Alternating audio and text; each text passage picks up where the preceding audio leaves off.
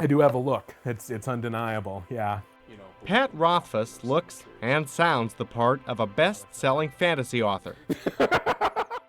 But his booming laugh, wild hair, and fashion sense are not part of a calculated image.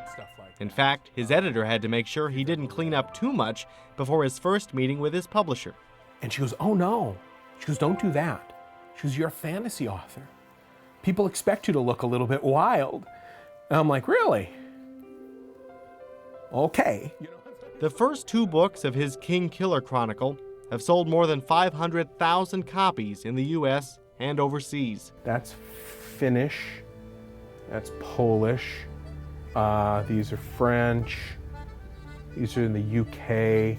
The book's hero is a boy named Kvothe, an orphan who uses his wit, musical talent, and arcane magic to survive and seek out those who killed his parents. And I never thought of it as a trilogy. I always thought of it as the book. Rothfuss wrote the story during his time as a student at UW-Stevens Point. Sometime between like 96 and 2002. So it was a slow process, like erosion. Pat spent 11 years getting his undergraduate and master's degree. I was studying psychology and philosophy and anthropology and chemistry and whatever else interested me. College courses provided knowledge for him to build the world in his book. When you're creating a world, the secondary fantasy world, and you really want to make it kind of realistic and interesting, and then you learn something about economics, it's relevant to you in a way that it's not relevant otherwise. College also taught Pat how to write and how to edit his work. He was a tutor for 7 years in the campus writing lab. This place was definitely my home away from home, and I didn't realize it, but I was learning how to be a writer. He was the enforcer. He's still a welcome face. I was a fresh-faced young boy. I don't think I even had a beard. You still managed to get in trouble even way back then. Absolutely.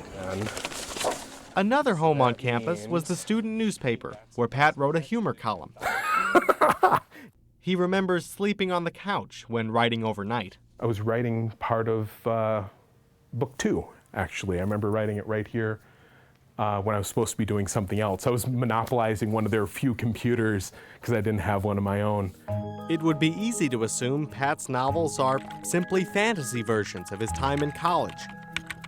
After all, Kvothe spends most of the first 2 books attending school, learning everything he can. Kvothe learns sword fighting. Pat was part of the college fencing club. Kvothe practices forms of magic called sympathy and naming. Pat dabbled in philosophical alchemy.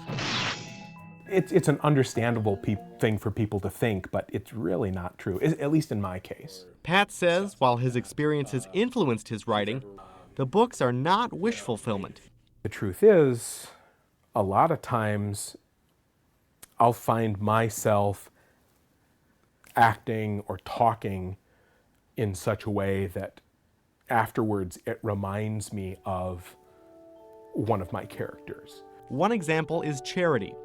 Pat uses his World Builders charity to get his fans to donate to Heifer International, a nonprofit that helps people around the world by giving them farm animals and teaching them sustainable agriculture. To everybody who donates, I'll take all those names and I'll draw winners out of a hat and I'll send you free stuff. What started as blogging efforts to raise a few $1,000s has turned into a major project. Pat bought a house in Stevens Point just to run the charity and warehouse all the books to be used as prizes, all donated by other authors and publishers. In 4 years, they've raised $1 million. It makes me incredibly proud of the fantasy community and my readers specifically. In the book, when Kvothe comes into some money, he donates it to those who need it. It'd be fair for people to point at that and they go, oh, Pat started running his World Builders charity and Pat thinks that we should make the world a better place, and so obviously Kvothe thinks the same thing. I wrote that, back when, I was too poor to donate money to anything except the, Buy Pat Groceries fund. Pat says when he got some money, he just followed his character's lead. This makes him a good person. It makes me proud of him. So, why wouldn't I follow that lesson when I had a little money of my own? Thank you kindly.